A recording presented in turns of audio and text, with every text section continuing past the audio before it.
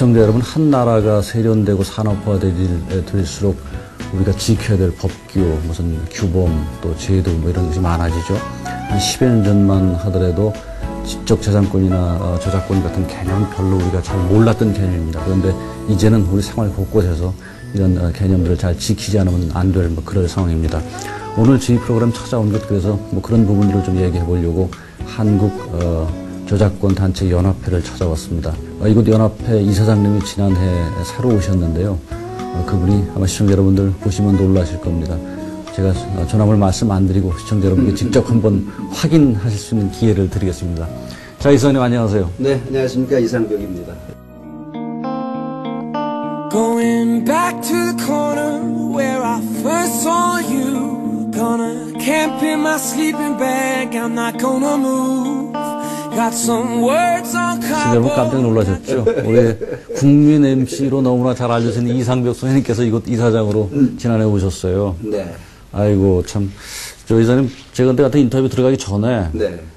제가 굉장히 지금 당황스러운 게 뭐냐면, 야, 이 대한민국 최고의 국민 MC를 모시고 제가 인터뷰가 돼가지고 과연 진행이 제대로 될 수 있을까 굉장히 걱정이 되는데, 아무튼 열심히 해보겠습니다. 그런데 어쨌든 이사님 방송인을 접고 이렇게 정말 느닷없이 난데없이 이렇게 저작권 단체 연합회 이사장으로 취임하시게 된 계기, 아이고 뭐 하여튼 그래서 놀랐는데 어떻습니까? 방송을 접고는 아니고요. 방송을 병행하고 있습니다. 그리고 한쪽으로 또 사진 활동도 하고 있고 강의도 하고 있고 그런 일과 중에 이제 저작권연합회 이사장직을 맡게 됐는데요. 여기 와서 보니까 우리 산하 12개 단체하고 또 2군데 준회원 단체를 모두 만나서 얘기를 나누다 보니까 지금 협회 회장을 맡고 있는 분들이 모두 과거에 제 기자 시절에 만났던 작곡가고 작사가고 방송국 프로듀서고 음반 제작자고 매니저 일을 봤던 사람들이고 이런 분들이어서 마치 그 고향에 찾아온 것 같은, 여러분들은 생소할지 모르지만은 저는 아주 편안합니다. 작년 12월이셨나요? 네, 12월 8일 날 정식으로 취임을 했습니다. 뭐 아직 그러면 업무 파악조차도 조금 잘 안 되셨을지도 모르겠네요. 그렇죠. 저작권에 대한 개념은 머릿속에 들어있지만은 이 시스템에 관해서는 아직도 업무 파악 중입니다. 네, 그러시군요. 자, 아무래도 우리 일반인들은 한국 저작권 단체 연합회라는 데가 어떤 데인지 조금 생소하실 거예요. 그렇죠? 네. 이사님께서 좀 간단히 설명을 좀 해주시죠. 뭐 주 업무는 어차피 이제 불법 저작물을 우리가 이제 단속을 하는 업무고요. 저작권이라는 것이 무엇인지를 국민 여러분들께 인식시키는 홍보 관련 사업도 있고요.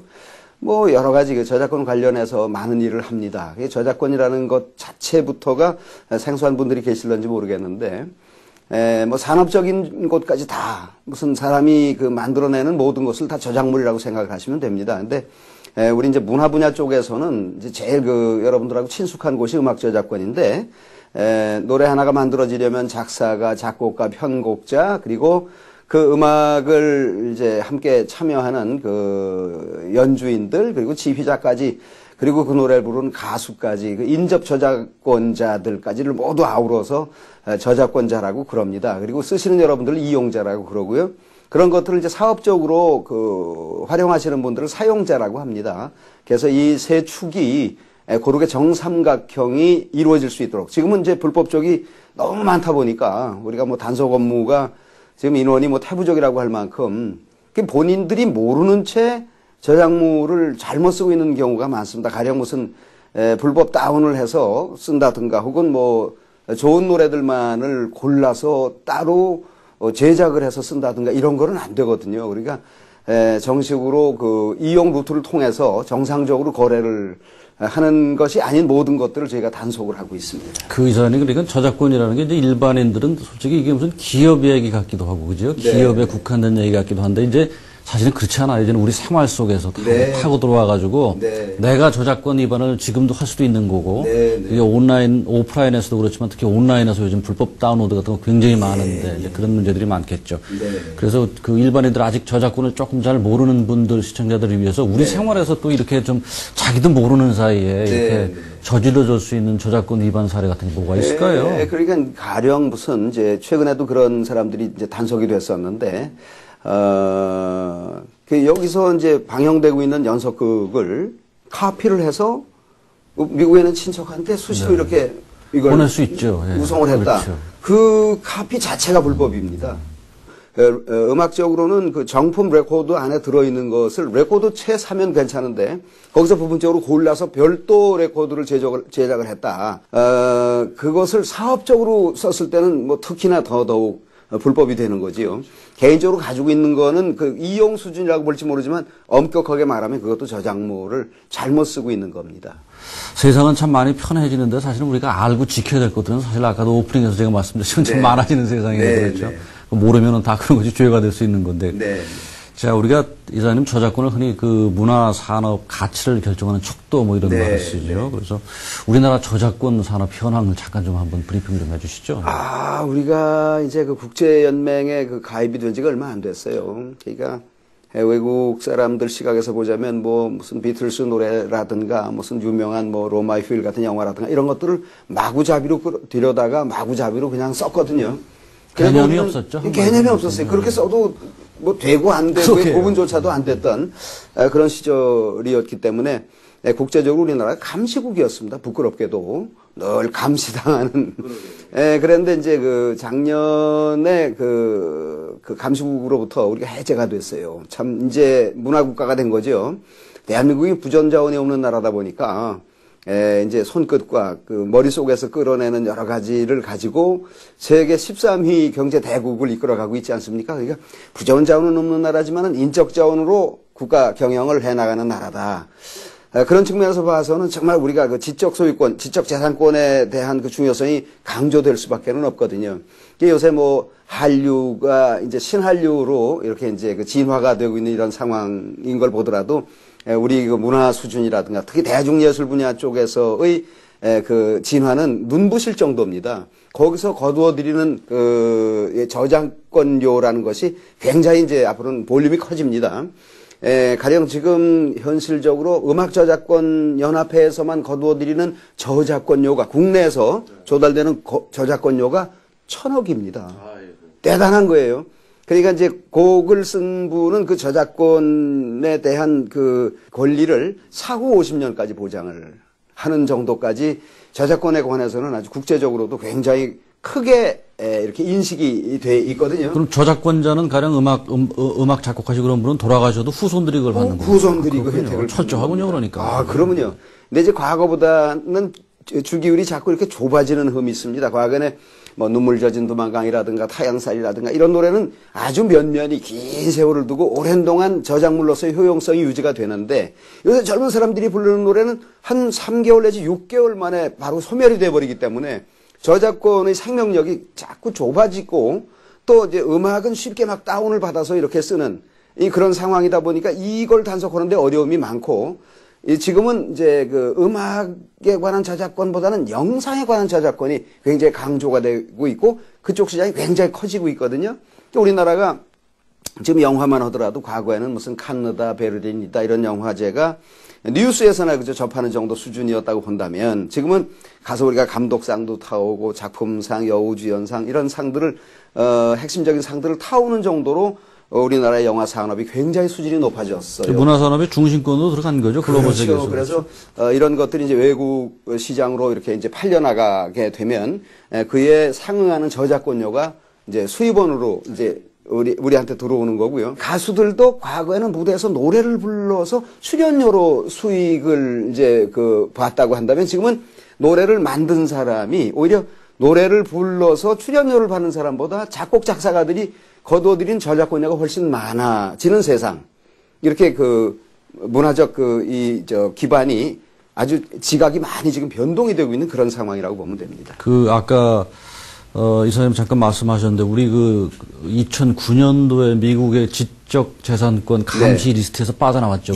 작년에 이제 감시 보호국 대상에서 벗어났는데 그런데 우리 지금 그 저작권 관련 어떤 산업의 위치 그것이 세계 전체 트렌드 중에서 잘 전체적으로 어떻게 평가를 받아요? 아직도 가야 될 길이 뭡니까? 어떻게 봐야 될까요? 가야 될 길이 많죠. 지금 우리 업무가 이제 나중에는 아무것도 할 일이 없는 정도 수준이 됐으면 좋겠는데 지금은 엄청나게 업무 양이 많아요. 그렇다는 거는 저작권에 대한 인식이 부족해서 자신도 모르는 그런 그 불법을 이제 저지르는 그런 사례들이 많아지고 있고요. 아주 노골적으로 이걸 불법인 줄 알면서 이걸 사업으로, 그러니까 불법 그 다운로드를 받아서 그걸로 디스크를 만들어서 가령 무슨 고속도로 휴게소 같은 데서 이렇게 그 비품으로 싸구려로 판다든가 이렇게 하는 업자들이 지금 적지 않아요. 그래서 우리가 현장 단속, 그러니까 우리 오프라인 팀들이 그런 그 판매 현장에 가서도 단속을 하지만은 그 물품을 만드는 공장 같은 데를 이렇게 잠복 근무를 했다가 경찰하고 같이 들어가서 급습을 하는 그런 그 단속도 지금 적극적으로 펼치고 있습니다. 네. 여기 지금 팜플렛을 보니까는 네네. 온라인 불법 복제물을 단속하기 위한 시스템 중에 하나가 불법 네. 추적 관리 시스템인데 네, 이름이 네. 아이컵이라는 게 있더라고요. 네, 네, 네. 스페링 ICOP, 아이컵이라고 예, 부르죠. 예. 그거 뭐 어떤 겁니까? 좀 소개해 주시죠. 그러니까 이제 인터넷상에서 그 다운을 받는다든가 불법적으로 영상물이 거래되고 있는 것을 추적을 해서 찾아내는 시스템입니다. 그러니까 아이캅, 그러니까 인터넷 무슨 경찰 뭐 이런 뜻인데 온라인을 거기서 캅이죠. 예, 영어로 캅 얘기하는 거예요. 네, 그렇군요. 그래서 추적해 찾아 들어가서 그 거점을 확보를 하고 그 거점에 있는 사람들을 찾아내서 네. 제지를 하는 그런 역할을 하는 업무입니다. 그렇군요. 이사님 지금 그 가령 지적 재산권 문제, 이 저작권 문제도 무슨 선진국, 후진국 그런 게 있나요? 어떻죠? 뭐 그것도 선진화된 나라. 아무래도 우리가 일반으로 얘기하는 선진국들이 그런 게 잘 돼 있겠죠. 지금 뭐 미국이 가장 앞서가 있고요. 일본하고 우리하고 이제 공조를 할 예정에 있고 추후 우리보다 조금 뒤져 있는 중국하고도 저작권 보호에 관한 국제 그 가이드라인을 정해서 이쪽에 들어와 있는 그쪽 저작물을 우리가 단속을 해주고 우리가 그쪽으로 가 있는 것에 관해서는 그쪽에서 또 단속을 해주고 그래서 아세아존 안에서의 저작권 공조를 위해서 지금 그 당회자들끼리 만나서 여러 가지로 지금 그 업무적으로 협의를 진행하고 있습니다. 자, 뭐 소위 요즘 말하는 소셜 네트워크가 이렇게 발전하면서 유튜브 같은 것 때문에 지금 네. 한국의 뭐 한류가 요즘 소위 케이팝이라고 그러죠. 우리 네, 한국 노래들 뭐 동방신기, 소녀시대 이게 지금 뭐 정말 장난이 아니더라고요. 네, 뭐 너무나 잘 하고 있는데 거꾸로 이런 부분들이 밖에서 다른 나라에 우리 가수들이 나가서 거기서 불법 그야말로 뭐 다운로드를 받는다든가 네, 뭐 네. 그런 사례들이 뭐 얼마든지 있을 수 있겠죠. 생각할 수 있겠죠. 있습니다. 가령 뭐 우리 소녀시대가 일본에서 활동을 하고 있는데 그쪽에 그 팬들이나 혹은 뭐 불법업자들이 그걸 재제작을 해서 그 이제 비품 시장에서 내다 판다든가 이럴 수 있습니다. 근데 그런 것들을 아까도 말씀드렸던 것처럼 당회국 그 관계자들로 인원을 구성을 해서 서로 교호적으로 그 단속을 하는 그런 시스템을 이제사 준비 중에 있습니다. 그러니까 그거를 위해서는 네. 기본적으로 반드시 필요한 게 소위 국제 간 공조. 네, 그렇죠. 그게 뭐 안 할 수가 없겠네요. 네, 네. 일본이나 뭐 대만이나 우리 네. 중국도 그렇고 우리 것이 불법 복제되는 거에 대해서 국제 간 공조가 없다면 그거는 말이 안 되겠죠. 네, 그죠? 네.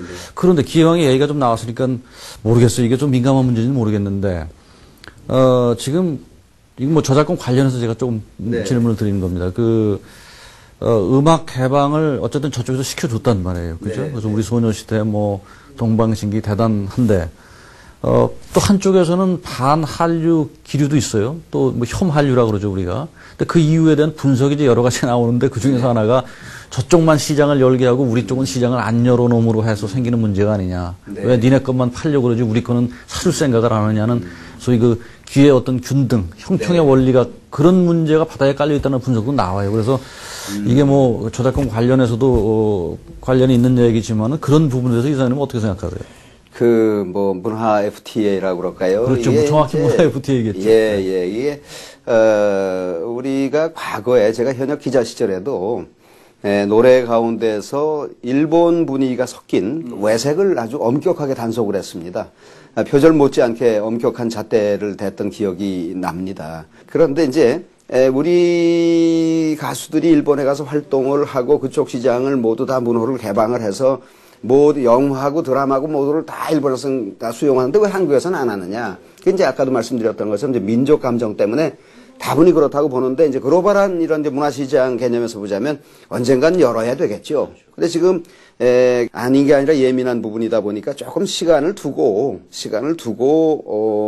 이 문제를 심도 있게 다뤄야 되지 않겠느냐. 그러니까 일본 측에서 그래도 인내심을 가지고 자기네가 아주 활짝 열어놓고 기다리고 있는 그런 상황이니까 우리가 완급 조절을 잘 해서 서로 그 시장, 우리가 일본 시장을 큰 시장이라고 보는 것처럼 저 사람들도 이쪽 시장을 큰 시장이라고 보거든요. 그리고 저쪽에서 이제 미리부터 승복한 게 한계가 있는데, 그쪽에서 이제 그 가요의 주류라고 할 수 있는 이 엔가의 원류는 한국이다. 그쪽에 이제 뭐 고가마사오 같은 그런 작곡가들이 일찍이 그걸 아주 공언을 했어요. 그러니까 한국 가요의 우위성에 대해서는 저쪽에서도 뭐 두말 안 합니다. 엔가의 원조는 한국 트로트다. 한국의 트로트다. 이제 우리 가요의 그 본류라고 할 수 있는 엔가조차도 사실은 한국에서부터 들어온 거다. 이렇게 본인들이 시인을 했어요. 그럼 그 사람들은 원래가 니네 건데 니네가 들어가는 게 무슨 상관이 있겠냐, 뭐 이렇게 또 논리를 필 수도 있겠네요. 그러니까 우리가 여기서 외색을 막 단속을 하고 그러는 것에 대한 일종의 역반응이라고 그래야 되는지 무슨 저 사람들도 그 반응이 좀 복잡한 반응인데 모든 게 다 너네 거라고 우리가 인정을 하지 않느냐. 근데 왜 외색이라고 규제를 하느냐. 뭐 이런 식이었거든요.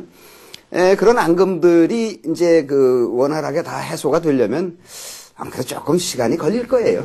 그러지 않아도 지난번에 제가 그 유인촌 문화부 장관하고 한번 똑같은 지금 TV 프로그램 나오셔서 그 문제를 한번 여쭤봤어요. 그랬더니 상당히 그 문제에 대해서 정부도 고민을 하고 있더라고요. 또 고민이 안 될 수 없겠죠. 그러나 언젠가는 들어올 수밖에 없겠죠. 구조적으로. 지금 시대가 뭐 닫혀놓고 있을 수 있는 시대도 아니니까는 그런데 우리 문화에 대한 자신감이 있으면은 제가 보기에는 뭐 그렇게까지 그거에 대해서 그냥 조건 반사적으로 거부감을 할 것도 또 없는 문제가 아닌가 하는 생각도 들고요. 처음에 그 애니메이션 시장을 열 때 그렇게 얘기를 했습니다. 그 분야에 종사하시는 많은 분들이 일본 애니메이션이 우리나라에 들어오면 우리가 그때 속국이 될 거다. 그리고 하청업자로 전락하게 될 것이다.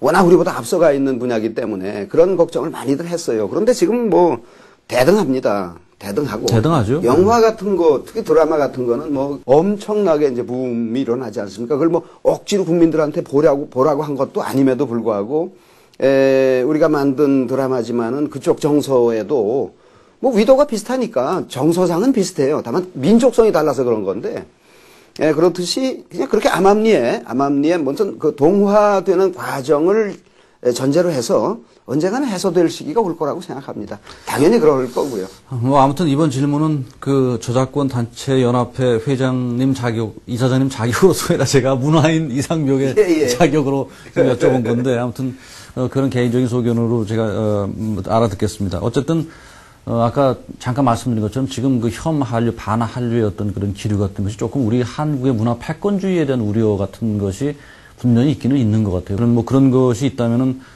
우리도 이제 단계적으로 그런 거에 대해서 조금 자신감을 갖고 조금씩 뭐 급하게는 아니더라도 조금씩 그런 마음의 준비 같은 건 아마 하고 있어야 되는 게 옳은가 아닌가 하는 그런 생각이 듭니다.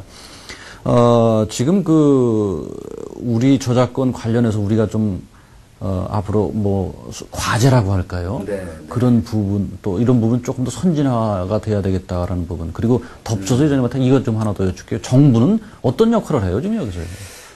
현실적으로 우리 저작권에 관한 인식이 아직 미미하기 때문에 저는 이제 대국민 홍보 쪽에 많이 지금 신경을 쓰고 있습니다. 그러니까 이게 뭐 거창한 테마라고 인식이 돼 있다고 한다면 생활적인 데서도 접근을 해서 모두가 그 저작권에 대한 인식, 그러니까 저작권이 보호가 돼야 그 분야에 종사하는 창작인들이 창작 의욕이 더 이제 왕성해지고 그 왕성해진 상태에서 또 다른 저작물이 나오면 이용자들은 그걸 또 즐겁게 이용을 하고 이런 그 투웨이 커뮤니케이션이 이루어질 수 있는 시스템이어야 된다는 것을 홍보하는 것이 지금 급선무입니다. 그러니까 많은 국민들한테 저작권에 대한 개념부터 제고를 시키는 것이 중요하다. 매우 중요하죠.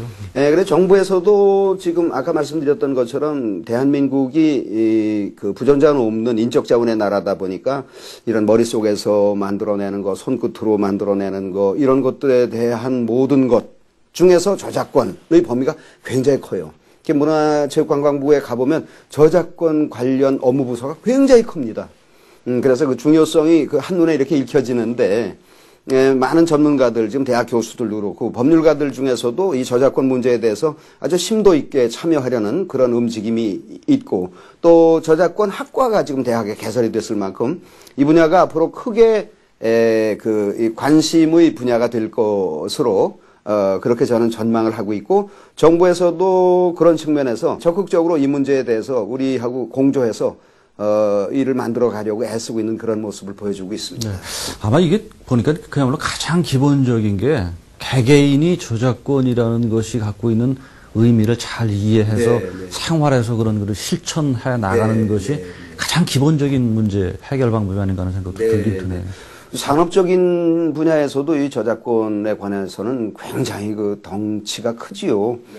무슨 뭐 자동차를 하나 만들었다. 그리고 자동차 그 모델 하나도 저작권에 해당하는 거거든요. 그걸 만든 사람, 그 저작권을 갖고 있는 회사, 그 똑같은 걸 정답 만들었다고 한다면 그건 저작권을 도둑질 맞은 거거든요. 그렇죠.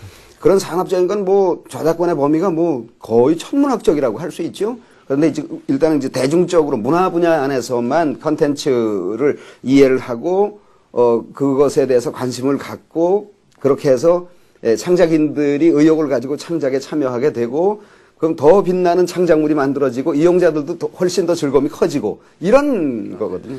근데 생각해 보니까 아까 이사님 굉장히 중요한 말씀을 하셨는데 우리가 부전자원 없이 이제 주로 우리는 머리에서 나오는 머리에서 나오는 것 갖고 이제 상품도 팔아먹고 해서 사는 나라인데 그렇다면은 우리가 저작권 문제가 우리 주머니에서 돈이 나간다라는 개념보다는 우리 콘텐츠를 지키기 위해서 돈이 들어온다는 개념으로 인식 전환을 하면은 그렇죠? 마이너스가 아니라 플러스 장사인데 그렇죠? 그러니까 우리가 지금까지는 그냥 우리 돈에서 나간다는 생각만 많이 하는 것도 뭐 그런 면도 좀 있는 것 같네요. 이번에 저 연합회 이사장 오시면서 공약 작년에 내놓으신 게 있겠죠, 당연히. 경제적으로 볼륨이 커지고 뭐 이런 것 못지않게 사람들이 실질적으로 행복을 느끼려면은 문화 수준, 그러니까 문화적 여건이 얼만큼 충실하게 뒷받침이 되어 있느냐를 놓고 행복 지수를 정하는 것처럼 그 근간이 될 수 있는 그 구체적인 사례가 될 수 있다고 할 수 있는 저작권이 적절히 잘 보존 보호가 돼야 그런 그 문화적 그 국가의 모습을 기대할 수 있지 않겠느냐. 자, 정치인들처럼 이렇게 그 공약을 던져놓고 비일 공약으로 만들지 마시고 우리 이사장님은 좀 잘해서 그야말로 그 실천을 잘하는 이사장님이 됐으면 좋겠다는 바람을 가져봅니다. 지금 우리 시청자분들이 우리 이제 이사장님을 보시면 두 가지 측면인 것 같아요. 하나는 오늘 프로그램이 저작권 단체 연합 회장으로서 이사장으로서 보는 거하고 또 하나는 이제 방송인 인간 이상벽을 보는 그런 측면이 있다면은 저작권 협회 이사장으로서 보는 질문은 여기까지 일단 하고 그다음에 이제 우리 시청자분들이 더 궁금하실지 모르겠어요. 방송인 이상벽에 대해서 조금 한번 문화인 이상벽에 대해서 조금 말씀을 좀 드려보죠. 어쨌든 이사장님은 한 시대를 사실 문화적으로 끌어온 문화 선각자라고 할까요? 그런 걸 아마 아무도 부인 못할 건데 자 우리 그 대중문화 지금 어쨌든 현재 끌고 있는 젊은 층들에 비해서는 이제는 기성세대로 물러나셨단 말이에요. 요즘 대중문화를 보시는 시각은 좀 어떠세요? 좀 평가를 좀 한번 해주시죠. 기성세대로서. 굉장히 기능적으로는 발전이 됐어요. 그래서 외국 것을 그 답습하는 수준이 아니라 그것을 바탕으로 해서 새롭게 창출해내는 정도까지 많이 그 진화가 돼 있어요. 우리나라 가수들이 뭐 라스베가스에 진출하고 하는 것, 또 우리 영화가 그 세계 각국을 누빈다고 할 만큼 수준 높은 그 작품을 만들어내는 것, 이런 것들이 큰 변화라고 생각이 됩니다. 단지 너무 젊은 사람 중심으로 편향된 그런 문화 분위기를 보여주는 거는 잘못됐다. 그러니까 이용자들로 하여금 선택의 여지가 있어야 되는데 한쪽으로만 몰려 있다 보니까 선택의 폭이 좁다. 특히 이제 우리보다 문화 수준이랄지 이런 것들이 아직은 앞서가고 있는 일본 경우만 보더라도 노령화 사회 쪽으로 타켓을 많이 옮겨가고 있는 그래서 프로그램의 그 성격의 폭이 굉장히 넓어져 가고 있는 그런 것들도 우리가 부지런히 좀 따라갈 필요가 있겠다. 똑같은 뭐 거의 흡사한 편성에 똑같은 사람들이 늘상 움직이는 그런 것보다는 좀 폭넓은 그 편성을 통해서 다수 인원이 많은 프로그램에 동시다발적으로 이렇게 참여하는 그런 모습을 보여줬으면 싶은 것이 좀 아쉬움이라고나 할까요? 네, 뭐 대중문화의 여러 장르가 있지만 그 중에서 이제 특히 방송 부분을 말씀해 주셨는데 뭐 하는 게 아니라 방송 쪽을 좀 얘기를 해보면 몇 가지 저도 이제 뭐 저도 어쨌든 방송을 하는 입장이니까는 문제의식을 갖고 이렇게 들여다보면은 지금 이사님 말씀하신 것처럼 소위 그 성향별 또 연령별 쏠림 현상이 없지 않더라고요. 특히 지나치게 20대, 30대, 10대 후반에 위주로 편성된 프로그램은 정말 방송국이 조금 그런 면에서는 방송들이 책임의식을 갖고 있지 않아야 될까 하는 생각을 안 할 수가 없더라고요. 네, 그리고 또 연애 프로그램 같은 것도 조금 지나치죠, 보면은. 네, 네. 뭐 과거에는 그 선정성에 관해서도 굉장히 그 철저하게 그 규제 기관을 통해서 많이 걸러내고 그랬었는데 지금은 거의 무삭제 방송이라고 그럴까요? 주고받는 언어도 그럴 뿐더러 자유로움이 넘어서 방종에 가까운 그렇죠. 문제까지. 위험해요. 그런 것들이 우리적, 한국적 그런 그 아주 다분히 한국적인 것이 가장 세계적이다. 그런 말이 있는 것처럼 굉장히 그 기능적으로 진화가 된 건 사실이지만은 우리적인 것들이 많이 그 지리멸렬해 있는 그리고 정체성이 아주 애매한 그러니까 이게 무슨 라스베가스 텔레비전을 보고 있는 건지 일본 텔레비전을 보고 있는 건지 구분이 안 될 정도로 그런 그 프로그램의 정체성이 흐트러지고 있는 것이 저는 굉장히 잘못된 지금 모습이다.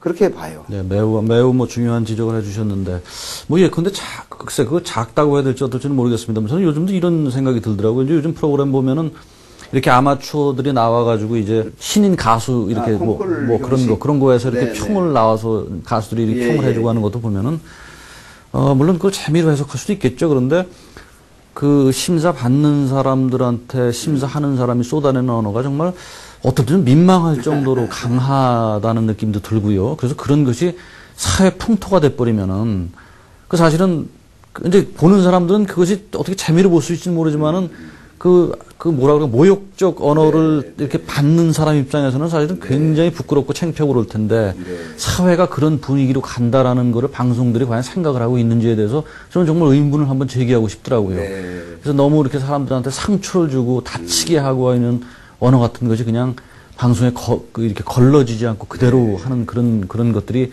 뭐 물론 그거 이외에도 너무나 문제들이 있지만은 작은 부분에는 그런 것조차도 우리가 눈여겨보면 조금 방송국이 책임의식을 가져야 되지 않은가 하는 생각도 들더라고요. 그러니까요, 우리가 방송이라는 것이 안방 한가운데 들어와 있는 거기 때문에 온 가족들이 연령에 상관없이 둘러앉아서 그저 이렇게 공유하는 그런 매체다 보니까 굉장히 그 위험한 건데 요새 연속극 같은 걸 봐도 여성이 남성 따귀 때리는 정도는 뭐 그냥 기본이고 네. 뭐 키스도 뭐 무슨 거품 키스가 어떻고 막 그래 가면서 우리 정서적으로 아직 그런 걸 받아들일 만한 준비가 되는지는 잘 모르지만 그런 측면에서는 좀 더 자체적인 규제도 필요하고 그런 또 규제 기관의 전문적인 그런 인식도 같이 좀 곁들여져서 정화 작업은 좀 한번 했으면 너무 심해요. 그러니까 막 자극적으로 막 가는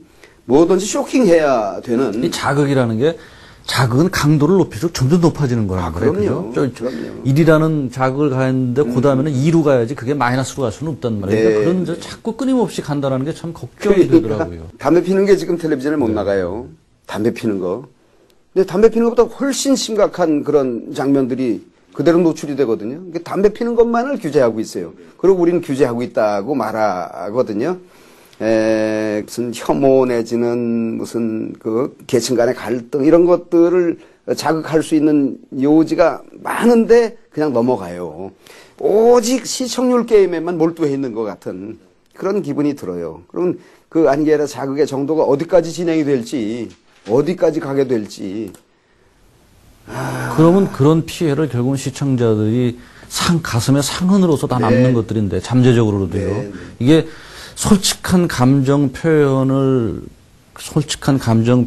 어떤 그런 허울적인 명분으로다가 사실은 무례하고 예의 없고 이런 그 컨텐츠들을 그냥 무차별로 쏟아내는 어떤 현실이 참 걱정이 되는데 뭐 하여튼 제가 연속극만 해도 삼각관계 수준이 아니라 뭐 사각, 오각관계, 뭐 며느리하고 뭐 시아버지간 뭐 이게 막 타넘어 댕기니까 상상을 초월한 그런 관계성을 제시를 하니까 이걸 어디까지 우리가 인식을 하고 드라마라고 인정을 하면서 우리가 봐야 할지 너무 지나친 경우가 많아요. 솔직히 말하면. 뭐 방송에 제가 관여할 일인지 아닌지 모르겠어요. 아이고 뭐 지금 이사장님이야말로 대한민국 방송에서 한 시대를 이끌어 오신 분인데 충분히 말씀하신 자격이 있죠. 뭐 더군다나 후배들한테 향한 그런 쓴소리를 누가 또 하겠습니까? 그래서 아주 가장 뭐 적임이신 분이시고, 자 이제부터는 우리 이상배 교수님 개인에 대한 질문을 조금 좀 할까 하는데, 네. 홍익대학교 미대 나오셨죠? 네, 네. 미대 나오셔가지고 경향신문 기자를 거쳐서 이제 방송인까지 가셨는데, 네. 한 평범한 젊은이가 어떻게 그렇게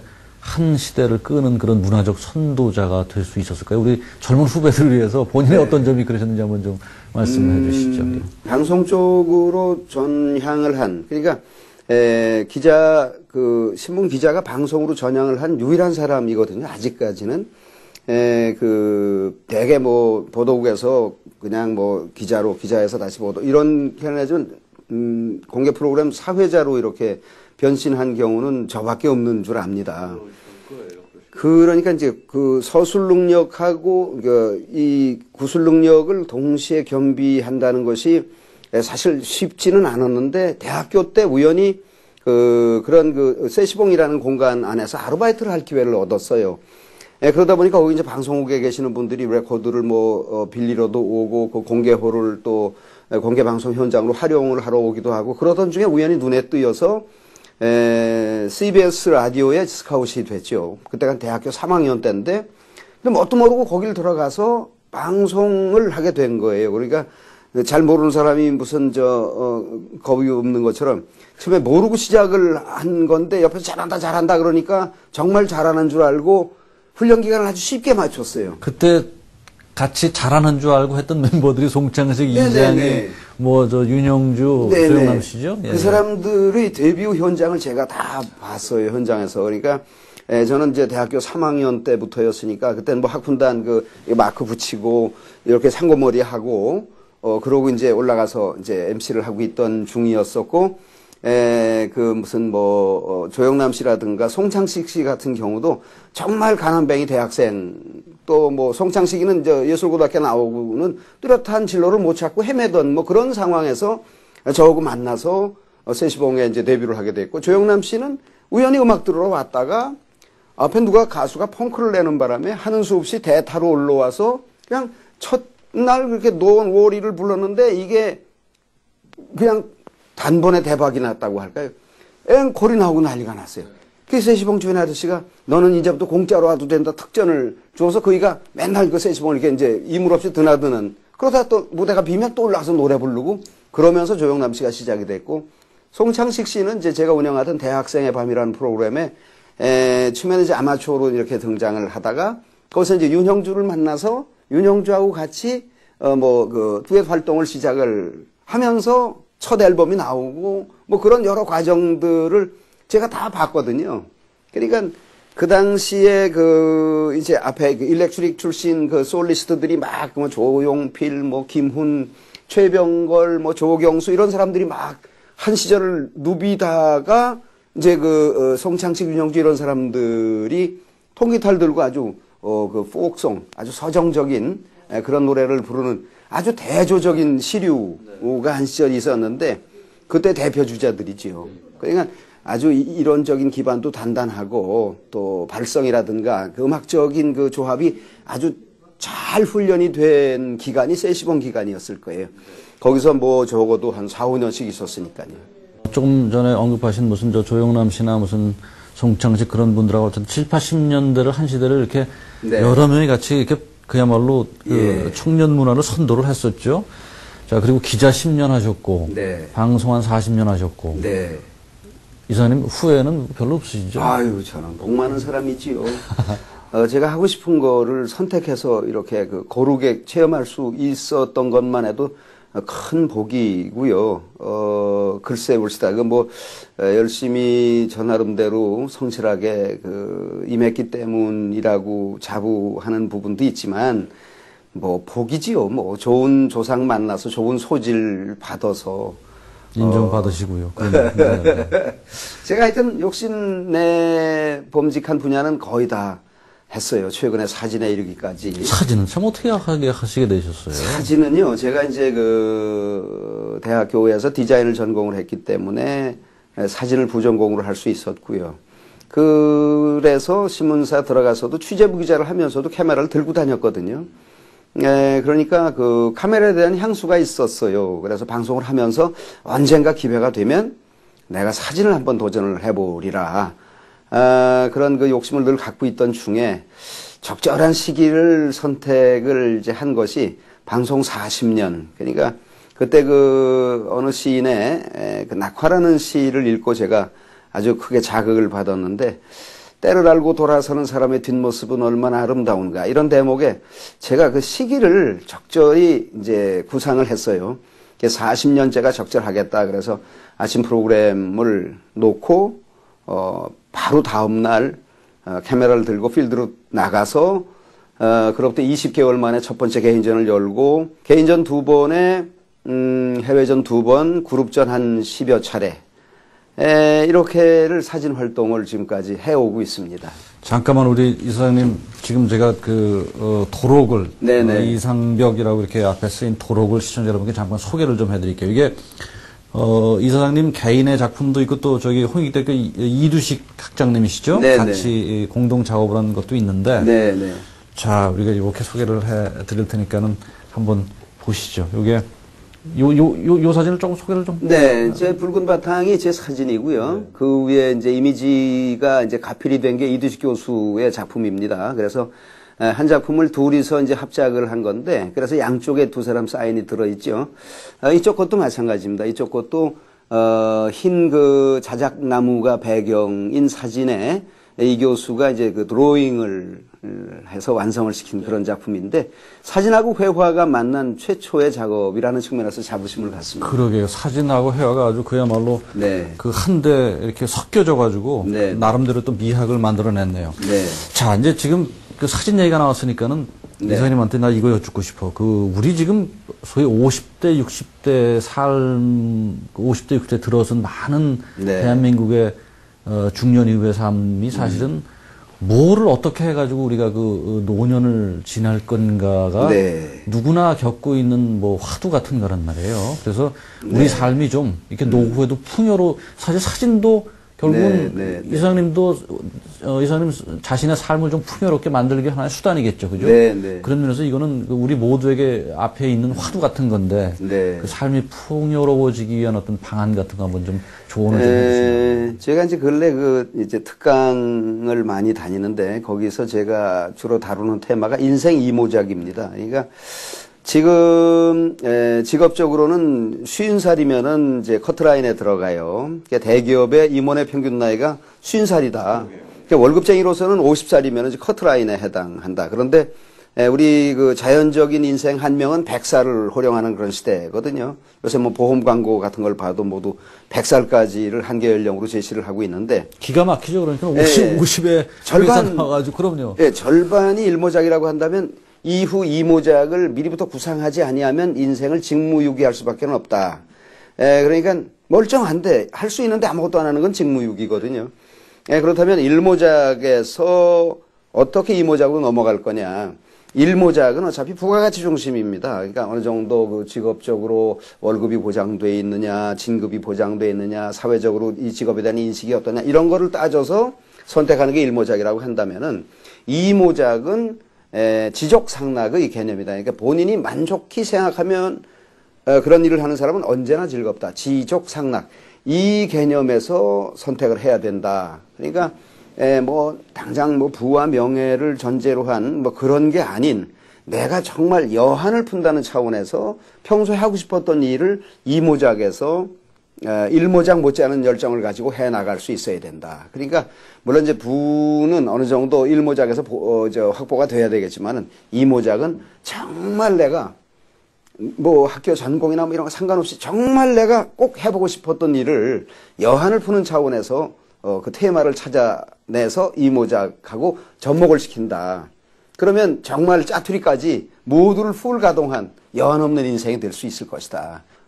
나머지 삶을 즐길 수 있는 그런 일들이 지금 뭐 수만 가지의 직업이 있다고 그러지 않습니까? 나는 죽어도 이거밖에 안 돼. 그러는데 아무리 못생긴 사람도 한 군데 잘생긴 데는 있다고 하듯이, 아무리 무재주인 사람도 한 가지 재주는 있거든요.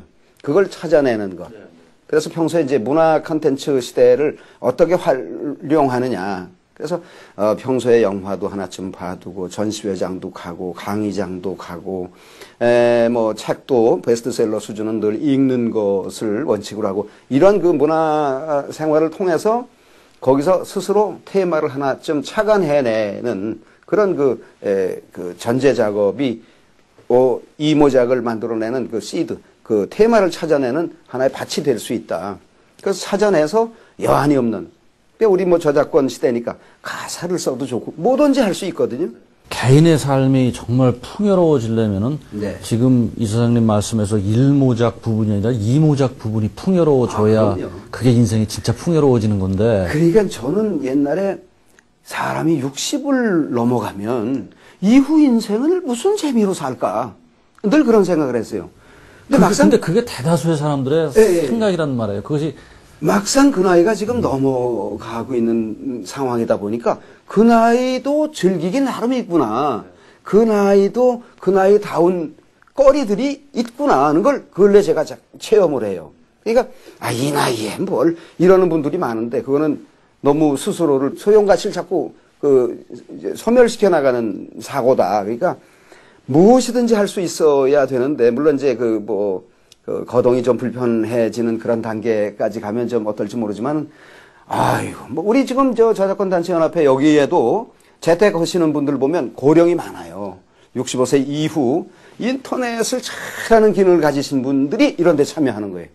그러면 이제 고정급 드리고, 뭐, 인센티브도 드리고, 이렇게 해서 우리가, 뭐, 장애인 여러분들도 많이 우리가, 이제 우리 온라인 팀에 많이 참여를 시켜드리고 있지만은 고령이면서 인터넷 기능이 뛰어난 분이라고 한다면 우리 연합회 일을 하기에 아주 적절한 분이라고 저는 생각합니다. 우리 사회 지금까지 큰 그 개인의 삶을 봐서도 그렇고 잘못된 어떤 프레임 중에 하나가 조금 전에 말씀하신 그렇게 1모작 쪽으로만 네. 주목하고 2모작에 대해서는 거의 사실 자신한테도 무책임한 거죠. 네, 그런 부분인데 얼마 전에 공중파에서 그런 선진국 사례를 이렇게 선진국의 복지 문제를 이렇게 얘기를 하면서 네. 많은 사람하고 인터뷰를 하는데 그런 얘기를 하더라고요. 공통적인 게 뭐냐면은 바로 그 점이에요.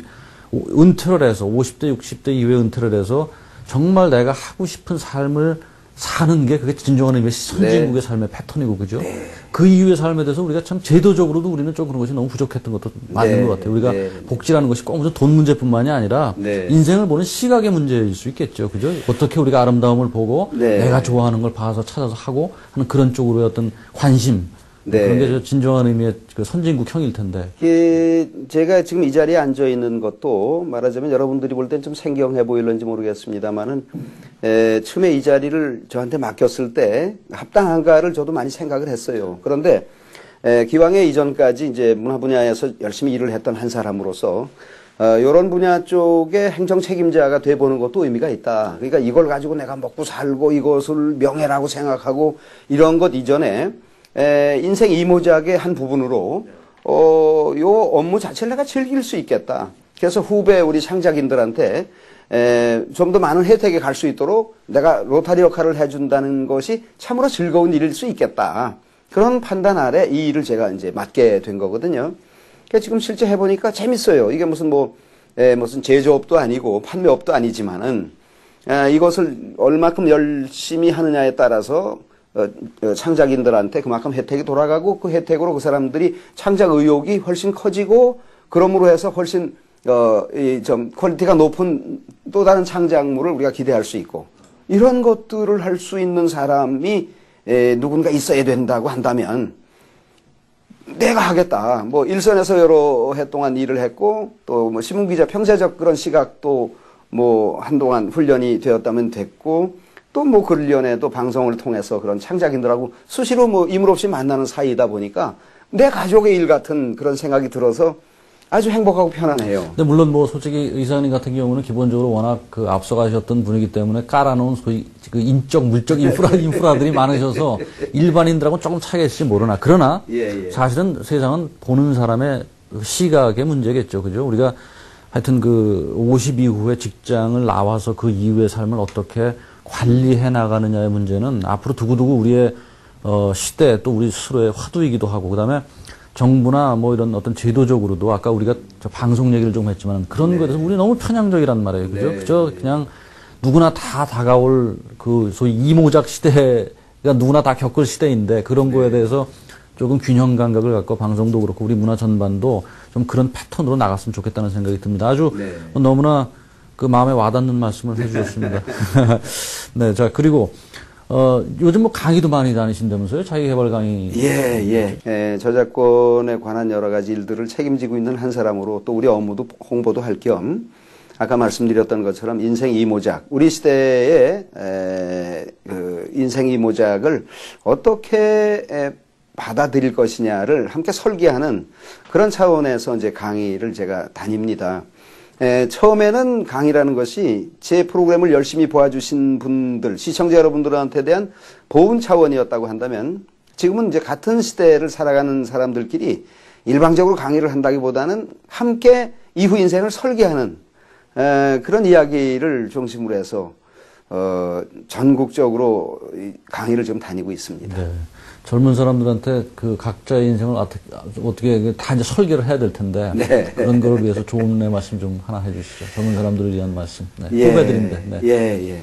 나라는 사람을, 나라는 존재를 국가적인 자원 차원에서 아끼고 소중하게 생각을 하고 본인을 관리하고 그 끊임없이 개발을 해 나간다고 한다면 대한민국은 인적 자원만으로도 부존 자원 많은 무슨 저쪽 아프리카 이런 나라들보다 훨씬 잘 살 수 있다. 그러니까 짧게 지금은 뭐 청년 실업이 뭐 80만이고 막 이렇게 해서 취직이 어려운 그런 시즌에 들어있는 것이 가슴은 아프지만은 그러나 본인이 찾아내기 나름이다. 외국 어느 나라에 갔다가 놔도 한국 사람은 빨라갖고 30리를 뛸 만큼 개인적인 이 위력, 개인적인 이 소질이 뛰어난 나라라고 인식이 돼 있고 뭐 축구 시합만 하더라도 지금 일본 같은 데는 뭐 유소년, 청소년 그 팀들이 뭐 5,000개라나 뭐 이런데 우리나라는 뭐 50개도 안 되는 나라가 가서 1, 2등을 늘 다투잖아요. 그런 것들에 대한 그 민족적 자부심을 갖고 젊은 사람 모두는 정말 훌륭한 나라의 일원으로 나는 태어났다. 그런 자부심만 가지고 있다고 한다면 조그만 시련 정도는 능히 타넘을 수 있을 거라고 생각합니다.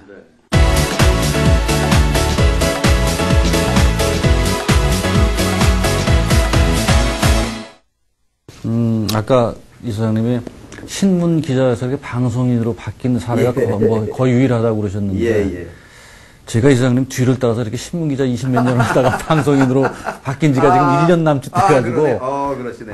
이거 모시고 참 인터뷰를 하는 게 제가 좀 황공스럽기도 하고 황송스럽기도 하고 그런데 이제 쓰는 분이 말할 수 있어야 돼요. 이제 거의 그 매스컴의 그 구성이 신문하고 방송이 동시잖아요. 지금 우리 서울경제TV처럼 공항에서 외국 가서 취재를 해서 공항에 내렸다. 원고만 써서 집어넣는 기자 시대는 아니다.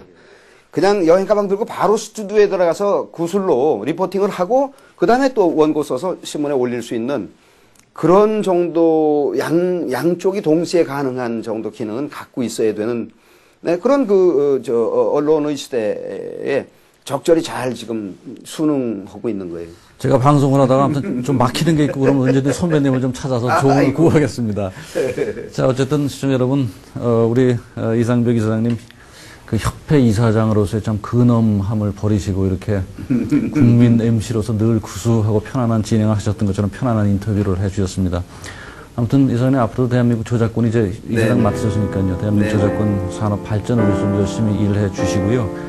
또 건강 잘 유지하시고 또 방송 또 해주셔가지고 시청자 여러분 잘 좀 만나뵙는 기회가 됐으면 좋겠습니다. 오늘 인터뷰 아주 고맙습니다. 고맙습니다. 고맙습니다. 수고하셨습니다.